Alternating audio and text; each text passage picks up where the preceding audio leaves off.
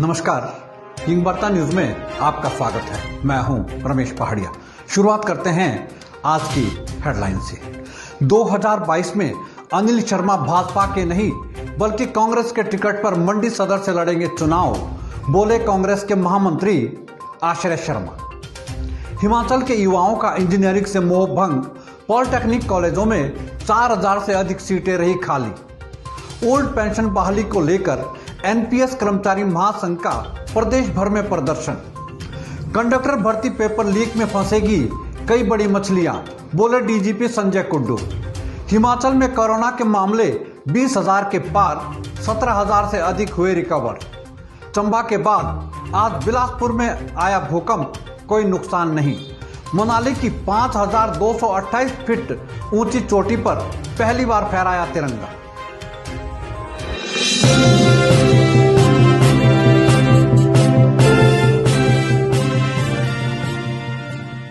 अब समाचार विस्तार से। एनपीएस कर्मचारी महासंघ ने आज ओल्ड पेंशन बहाली को लेकर पूरे प्रदेश भर में प्रदर्शन किया। आज सभी जिला मुख्यालयों और उपमंडल मुख्यालयों पर एनपीएस कर्मचारी महासंघ के कर्मियों ने रैली निकाली और स्थानीय प्रशासन की मार्फत सरकार को ज्ञापन भेजा। इस दौरान एनपीएस कर्मचारी महासंघ ने 3 सूत्रीय मांग पत्र हिमाचल प्रदेश सरकार को भेजा। एनपीएस कर्मचारी महासंघ के जिला अध्यक्ष सुरेंद्र पुंडी ने बताया कि महासंघ की सरकार से 3 मांगे हैं, जिनमें पहली मांग पुरानी पेंशन को बहाल करना, दूसरी केंद्र सरकार द्वारा वर्ष 2009 में लागू की गई फैमिली पेंशन की तर्ज पर हिमाचल में भी ऐसी योजना लागू करना और वर्ष 2003 से 2017 के बीच सेवानिवृत्त हुए कर्मचारियों को ग्रेजुएटी देना। उन्होंने कहा कि यदि हिमाचल प्रदेश सरकार इन मांगों को मान लेती है तो हिमाचल प्रदेश एनपीएस कर्मचारी महासंघ अपना आंदोलन स्थगित कर देगा।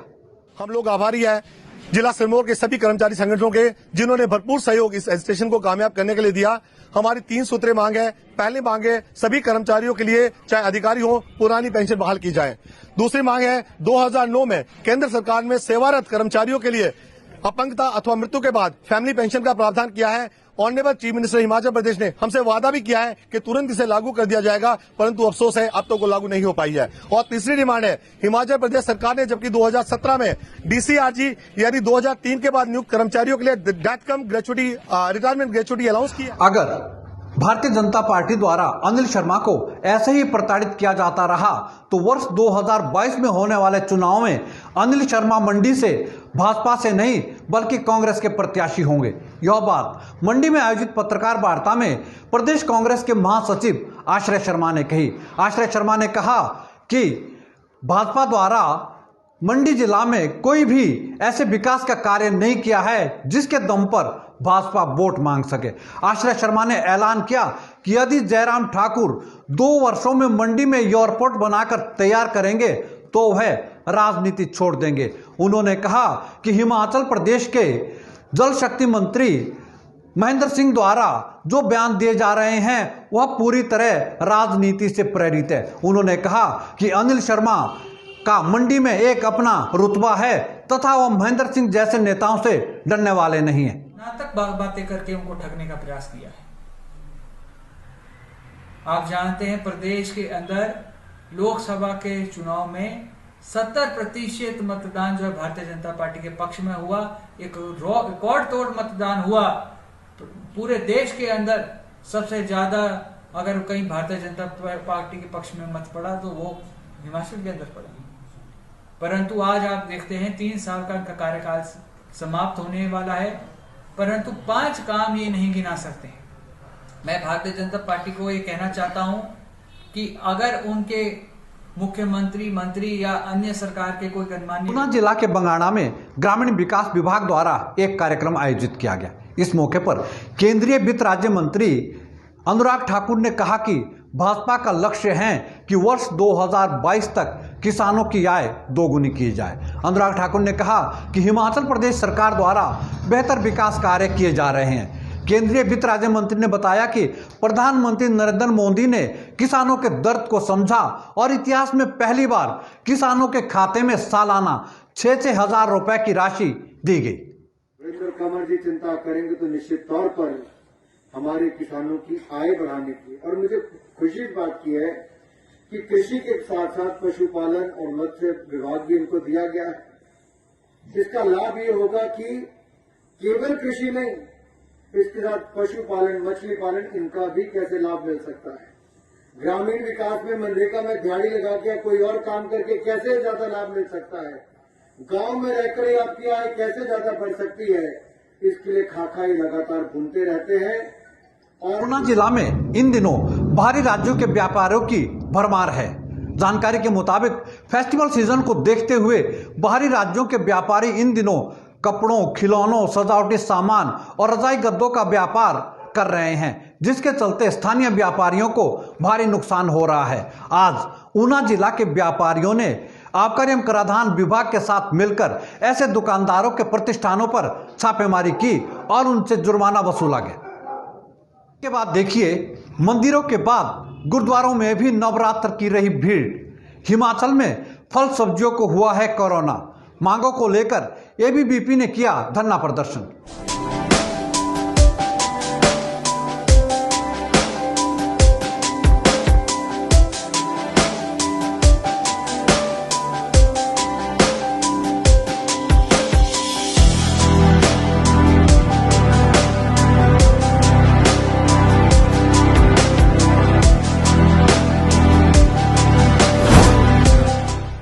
भूषण ज्वेलर्स, अनमोल रिश्तों के लिए।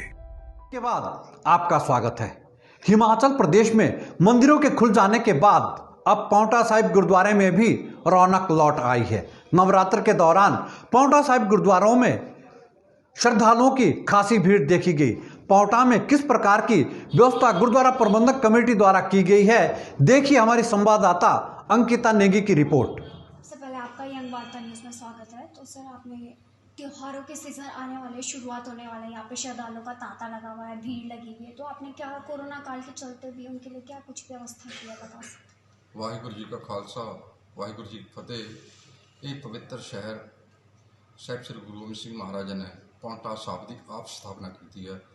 ਗੁਰੂ ਸਾਹਿਬ ਨੇ ਇਸ ਸਥਾਨ ਤੇ ਸਭ ਤੋਂ ਪਹਿਲਾਂ ਕਵੀ ਦਰਬਾਰ ਸ਼ੁਰੂ ਕੀਤਾ, ਜੋ ਅੱਜ ਤੱਕ ਨਿਰੰਤਰ ਚੱਲ ਰਿਹਾ। ਕੋਵਿਡ-19 ਵਿੱਚ ਵੀ ਅਸੀਂ ਭਾਵੇਂ ਲੋਕਡਾਊਨ ਹੋ ਗਿਆ ਸੀਗਾ, ਕਵੀ ਦਰਬਾਰ ਇਸ ਸਥਾਨ ਦਾ ਬੰਦ ਨਹੀਂ ਹੋਇਆ। ਭਾਵੇਂ ਸੰਗਤ ਦਾ ਨਾਮ ਮਾਤਰ ਸੀ, ਫਿਰ ਵੀ ਕਵੀ ਦਰਬਾਰ ਚੱਲਿਆ। ਸੰਗਤ ਦੀ ਸਹੂਲਤ ਵਾਸਤੇ ਜਿਵੇਂ ਪਹਿਲਾਂ ਸੀਗਾ, ਲੰਗਰ ਵੀ 24 ਘੰਟੇ ਚੱਲਿਆ। ਪ੍ਰਸ਼ਾਸਨ ਨੂੰ ਵੀ ਪੂਰਾ ਸਹਿਯੋਗ ਦਿੱਤਾ, ਪ੍ਰਸ਼ਾਸਨ ਨੇ ਸਾਨੂੰ ਸਹਿਯੋਗ ਪੂਰਾ ਦਿੱਤਾ। ਤੇ ਜਿਵੇਂ ਪ੍ਰਸ਼ਾਸਨ ਸਾਨੂੰ ਕਹਿ ਰਿਹਾ ਸੀ, ਉਸੇ ਸਾਰੀ 50 ਕਮਰੇ ਪ੍ਰਬੰਧਕ ਕਮੇਟੀ ਨੇ ਆਪਣੇ ਵੱਲੋਂ ਪ੍ਰਸ਼ਾਸਨ ਨੂੰ ਕੋਵਿਡ-19 ਵਾਸਤੇ ਕੋਵਿਡ ਸੈਂਟਰ ਖੋਲ੍ਹਿਆ ਸੀਗਾ, ਉਹਦੇ ਬਾਰੇ ਦਿੱਤੇ ਸੀਗੇ। ਲੰਗਰ ਵੀ ਤੇ ਚਾਹ ਦਾ ਲੰਗਰ ਵੀ ਗੁਰੂ ਸਾਹਿਬ ਤੇ ਲੰਗਰ ਚੋਂ प्रशासन एबीवीपी ने आज जिला मुख्यालय नाहन में मांगों को लेकर प्रदर्शन किया। अखिल भारतीय विद्यार्थी परिषद का कहना है कि पीजी कॉलेज नाहन में मूलभूत सुविधाओं को लेकर कई बार उन्होंने प्रशासन व कॉलेज प्रशासन को अवगत करवाया है, लेकिन कोई समाधान नहीं निकला। एबीवीपी ने कहा कि यदि 20 दिनों के भीतर उनकी मांगों को पूरा नहीं किया गया तो उनका आंदोलन और उग्र होगा। तो इसको 24 घंटे का नहीं किया जाएगा। हमारा मकसद सिर्फ प्रदेश सरकार और प्रशासन तक अपनी मांगों को पहुंचाना है। अगर इसके बाद भी प्रदेश सरकार और प्रशासन के कानों पर जू नहीं रंगती है तो विद्यार्थी परिषद आने वाले 20 दिनों के बाद, अगर 20 दिनों के अंदर प्रशासन और सरकार निर्णय नहीं लेता है तो विद्यार्थी परिषद आने वाले 20 दिनों के बाद सांकेतिक भूख हड़ताल, और उसके बाद वो भूख हड़ताल क्रमिक होगी और आमरण अनशन तक भी चलेगी अगर विद्यार्थी परिषद की मांगों को पूरा जल्द नहीं किया गया। विद्यार्थी परिषद इस धरने के माध्यम से सिर्फ इतना जानना चाहती है कि जल्द से जल्द सरकार और प्रशासन इस प्रदेश में अब फल और सब्जियां आम आदमी की पहुंच से दूर हो गई है। आलम यह है कि मार्केट में फल और सब्जियों को छूने से भी लोगों को डर लगने लगा है। ऐसा लगता है कि मानो हिमाचल प्रदेश में फल और सब्जियों को कोरोना हो गया है। यदि जिला सिरमौर की बात करते हैं तो जिला सिरमौर में प्याज जहाँ 50 रुपए पहुंच गया है, वहीं टमाटर 80 रुपए, अदरक 120 रुपए, लहसुन 200 रुपए और शिमला मिर्च 120 से अधिक पहुंच गई है। HPCA ऊना द्वारा केंद्रीय वित्त राज्य मंत्री अनुराग ठाकुर के जन्मदिन पर खिलाड़ियों को मिठाइयां बांटी। जिला क्रिकेट संघ के पदाधिकारियों ने बताया कि केंद्रीय वित्त राज्य मंत्री और पूर्व में BCCI के अध्यक्ष रहे अनुराग ठाकुर की बदौलत आज हिमाचल अंतर्राष्ट्रीय स्तर पर अपनी पहचान बनाए हुए हैं। उन्होंने कहा कि जिला क्रिकेट संघ ने आज ऊना में क्रिकेट मैच का आयोजन किया और मिठाइयां वितरित की गई। और सांसद अनुराग सिंह ठाकुर जी के जन्मदिन के इस अवसर पर एक गुडविल मैच का आयोजन कर उनके इस जन्म दिवस को मनाने का एक सफल और सकारात्मक प्रयास किया है। ये अनुराग जी के ही प्रयासों का परिणाम है कि आज हिमाचल प्रदेश के अंदर क्रिकेट ने, एक छोटे से प्रदेश के क्रिकेट ने इस राष्ट्रीय स्तर पर और अंतर्राष्ट्रीय स्तर पर अपना एक मुकाम हासिल किया है।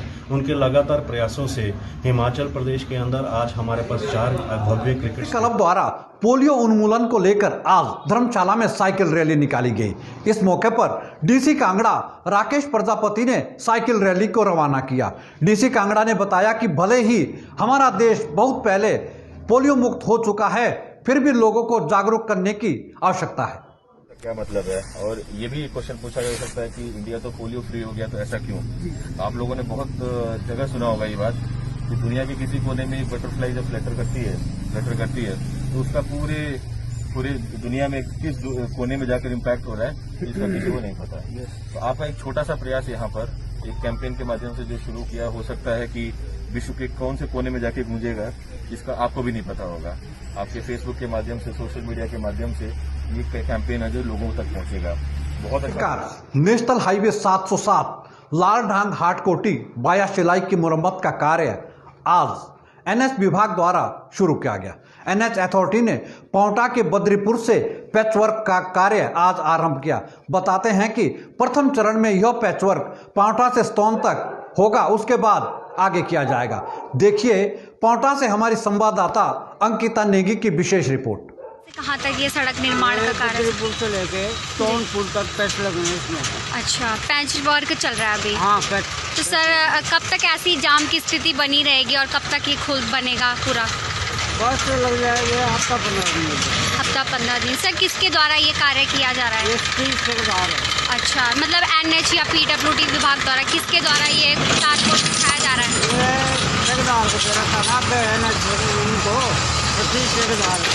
आज के लिए फिलहाल इतना ही। यंग वार्ता से जुड़ने के लिए धन्यवाद।